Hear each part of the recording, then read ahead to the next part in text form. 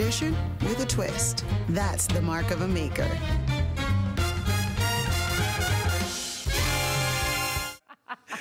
Welcome back. Anyone fancy a trip to Havana, Unana?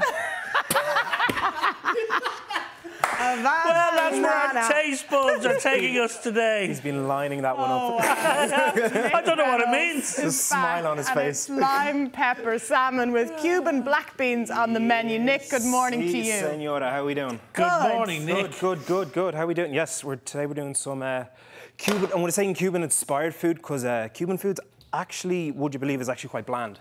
Really? Really. And do you know who we'd have to thank for that? Oh. Fidel Castro. Ah, Fidel. Okay. Yes. So during the Cultural Revolution, they just started getting rid of anybody that was making money. So chefs, restaurateurs. Really? So there was a big exodus. And yet, you know, I was watching the late great Anthony Bourdain during the week, and he was in Peru. Like that South American food scene now is absolutely exploding. Peru's amazing. It's my favourite cuisine on the planet, hands down. Really? Well, there you go. There you go. So first thing I'm going to show you. So this recipe is quite simple. There's not much to it at all. But what the two things that I hope people take home are spice mixes, and this is a little thing called sofrito. Cameras get in there. You can find versions of it in Spain, Italy, all around the Caribbean.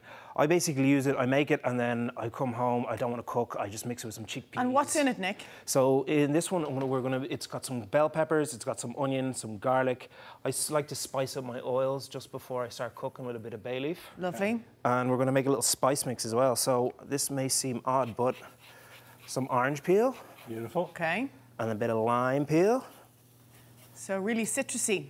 So that's the thing. That's the thing. The Spanish left in Cuba was a lot of citrusy food. Yeah. So like you see, so it's funny with a lot of Caribbean food. It is quite varied. It's just there's so many different influences that come from so many different nations. Like the Spanish left behind the citrus, so it starts. What did you pop in there just so we don't miss it? So we have some orange peel, some lime peel, some black pepper.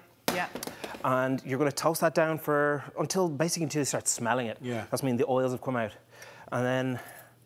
Now you're using salmon, but could you do this with chicken, say, today as well? You could do this with chicken. You could do this with pork. You could do this with the spice mix. You could do it as a nice little veg mix over your barbecue. Or on prawns. On prawns, if you like. Okay. It's far be it for me to say. Whatever you wish. Then make your spice mix easy enough, and then just over your salmon. And are you taking inspiration as well as a lot of chefs are now from South American cuisine? Is that where I lived there for 6 years. Did you really? I did. So I lived in Cuba. Where did you live, Nick? in Argentina for 6 years. Ah, very good. Well, it was supposed to be 2 months, and then. They're the best trips, aren't they? Yeah, that's it, isn't it? Stick around. So you've just dressed that salmon with the spice mix. With the spice mix, and then all you have to do is just put in a little bit of olive oil over the top, and oven for 15 minutes, and you're good to go. Happy days. And then. And you're serving it with a very funky sounding rice too, as well, aren't you? With the black beans. The black beans, I should say. The black beans. Sorry, the Cuban black beans are just a mixture of the sofrito and black beans. So what you see now in a lot of the Cuban food that we probably see right now is actually from Miami. So it's gone through the. Let's say the medium of the North American continent and changed. But again, into I was hearing different. about South America and particularly Peru that they're actually discovering now ranges of fruits, vegetables that we'd never had before. Yeah. And they're now being brought to our palates, and they're blowing people's minds. Like apparently, the combinations are incredible. So well, that's what they're like. The cultural history of food always fascinates me. Yeah. First, I was thinking one day, it's just like, you know, there must have been a 20-year period when the potato came to Ireland where people were kind of looking at it going... What do we do with this now?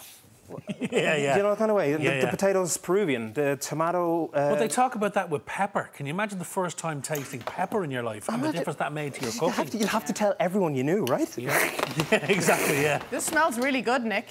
You're smelling so it that already? sofrito's gone into the veg. So, yeah, so, like, the sofrito is going to take as long as you need. You know, 15, 20 minutes. Okay. And you add your beans.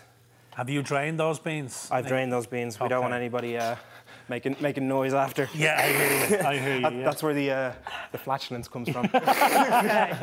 From the water that they sit in. From the juice. Okay. Now.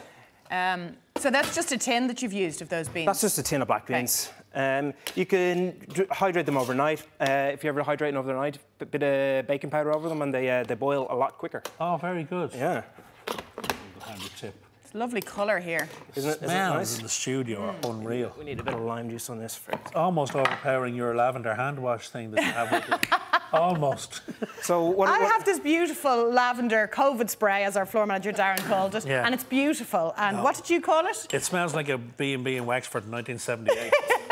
A dodgy B&B. You know that bowl of potpourri. We're getting away from the food here, Nick. Sorry, Nick. Let's Okay. do it. We're going to What's happening? That's where I'll be cooking next, is down in Wexford. Ah, see, we rehearsed this. Yes, Where yes, are you yes. off to? Going down to a couple of boys that make nice grills called Smoke and Soul. We're going to be doing cooking some Jamaican food down there soon. Gorgeous. Excellent. Brilliant. So this is a version of sofrito. So how would you describe your style of food, Nick? I mean, I 'cause describe my style of food as Caribbean influenced cooking from South America via Ireland. Wow. Okay. Hey, wow. Happy It's days. that fusion, isn't it? I don't know if I've ever used the word fusion. I think that looks good on a menu, but not in real life. Okay, but a fusion is a mix of two different or various cultures, Cuisines, right? yeah. Cuisines, yeah, for Yeah. sure. We got our lovely handsome pieces of salmon here. So I've seen the oranges on top of there. You are going to behave.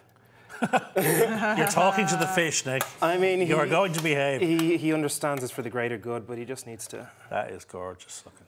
And the oranges are perfectly edible around here. And again, Nick, you notice with great cooks, great chefs, you've got so many textures on that plate as well. Yeah. Yeah, like I love a combination of something crispy and something roasted. Yeah, lovely. So Delish. Look here at that. we have. And that's quite healthy as well, isn't it? It is, isn't it? That will keep you going. So that's the thing with the Cuban food that was left over. It's it's rice, it's beans, it's stock that's been boiling there all day because they don't have much else now. So that's why I'm going to say they'd probably never use salmon. Isn't that incredible? Yeah, you won't see much seafood in any Cuban recipes. Isn't that incredible? Brilliant. Well, you've Looks brought amazing, Nick. colour and spice to our kitchen this morning. Thanks a million, Nick. Great job, No chef. problem. Thank you. Now, full recipe details are up on our website. Or check out Nick's Instagram page. That's Nico de Rey. Nico de Rey. Or for more. Of the king. Of the king, you say. Stay with Nick. us. We've loads No more worries. good stuff coming up after 10. See you then. Tradition with a twist. That's the mark of a maker.